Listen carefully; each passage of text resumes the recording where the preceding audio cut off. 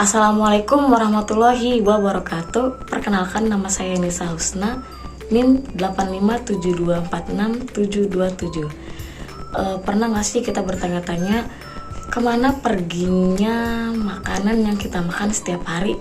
Kenapa setelah makan tubuh kita menjadi punya tenaga untuk bermain, belajar, beraktivitas lainnya?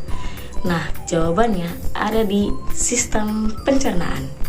Nah, hari ini kita akan membahas tentang perjalanannya makanan dari mulut sampai ke anus.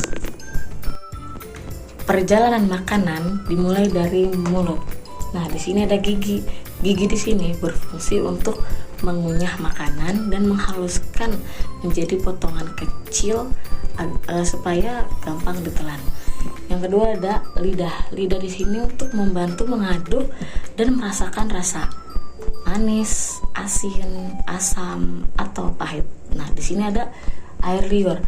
Air liur bukan hanya untuk membasahi makanan, tetapi air liur juga berfungsi untuk memecahkan zat tepung atau karbohidrat menjadi gula sederhana. Nah, setelah dari mulut sudah diolah, itu masuklah ke kerongkongan. Setelah ditelan, makanan masuk ke kerongkongan. Nah, kalau kita berpikir makanan hanya jatuh ke dalam lambung atau langsung jatuh gitu ya, gaya gravitasi, seperti gravitasi, itu salah, karena di dinding kerongkongan ini mempunyai otot yang bergerak seperti gelombang meremas-remas makanan hingga jatuh ke bawah. Nah, dalam gerakan ini yang mendorong makanan hingga masuk ke lambung dan dalam waktu yang singkat. Asam dan enzim yang berfungsi membunuh kuman atau bakteri yang ikut terbawa makanan, memecah zat makanan terutama protein jadi bagian yang lebih kecil. Nah, otot dinding juga terus bergerak mengodok-odok makanan sampai berubah jadi bubur kental yang asam.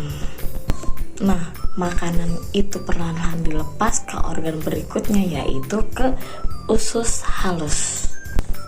Nah, di usus halus ini makanan dicampur dengan cairan dari hati dan pankreas untuk memecah lemak, karbohidrat, dan protein sampai jadi bagian yang paling kecil. Nah, setelah semua zat gizi diserap, sisa makanan yang tidak berguna dan tidak bisa dicerna bergerak masuk ke usus besar. Nah, di sini makanan itu masih berupa cairan. Tugas utama usus besar adalah menyerap kembali air dan garam yang masih ada sisa makanan itu supaya tubuh kita tidak kekurangan cairan. Nah, sisa makanan yang tadinya cair lama-kelamaan menjadi padat dan kering, berubah jadi kotoran atau tinja. Nah, kotoran itu kemudian disimpan di bagian akhir usus besar yang disebut rektum. Kalau sudah penuh dan tubuh memberi sinyal, kotoran itu akan dikeluarkan lewat lubang dan di ujungnya yang bernama anus. Nah,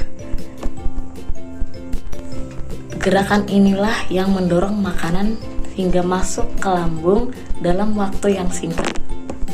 Jadi, urutannya ingat ya. Nih, dari mulut masuk ke kerongkongan, ke lambung, usus halus, usus besar, dan terakhir itu ada anus. Nah, semua bagian ini bekerja sama supaya tubuh kita sehat dan bertenaga. Makanya jangan lupa makan makanan bergizi dan minum air putih yang cukup ya, supaya organ pencernaan kita tetap sehat.